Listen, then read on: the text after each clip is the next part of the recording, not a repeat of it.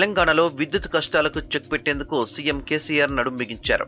Mega thermal power plant నిర్మాణం కోసం నల్గొండ జిల్లాలో ఏరియల్ సర్వే చేశారు.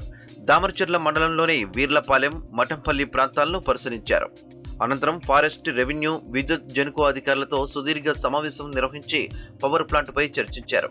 దాదాపు 55,000 కోట్లతో దశలవారీగా 7,500 మెగావాట్ల ఉత్పత్తి కేంద్రం నిర్మించేందుకు ప్రతిపాదనలు సిద్ధం చేయాలని జెన్కో సీఎండీ ప్రభాకర్ రావుని ఆదేశించారు. భూసేకరణపై సర్వే 10 రోజుల్లోగా పూర్తి చేయాలన్నారు. ప్లాంట్ కోసం అవసరమైతే అటవీ భూములను వినియోగించుకోవాలన్నారు. కేంద్ర విద్యుత్ శాఖ మంత్రితో సీఎం అక్కడి నుంచే ఫోన్లో మాట్లాడారు.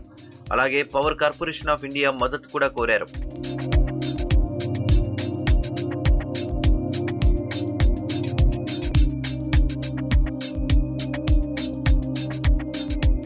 కేసీఆర్ మెగా పవర్ ప్లాంట్ నిర్మాణానికి ఈ ప్రాంతం వైపు మొగ్గు చూపడానికి బలమైన కారణాలున్నాయి. దామరచర్ల మండలంలోని వీర్లపాలెం, మఠంపల్లి కృష్ణానది తీరంలో ఉన్నాయి. దీంతో నీటి కొరత లేదు. ఈ రెండు ప్రాంతాలకు రోడ్డు, రైల్వే మార్గాలున్నాయి.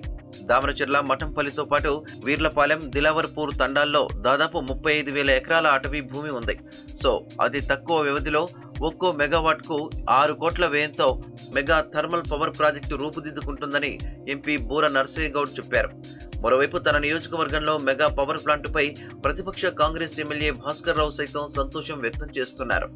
దశల వారీగా థర్మల్ ప్రాజెక్టు నిర్మాణం, ఉద్యోగులకు మెగా టౌన్షిప్, విద్యా సంస్థలు, హాస్పిటల్స్ వంటి వాటితో ఈ ప్రాంత రూపురేఖలు మారిపోతాయని చెబుతున్నారు.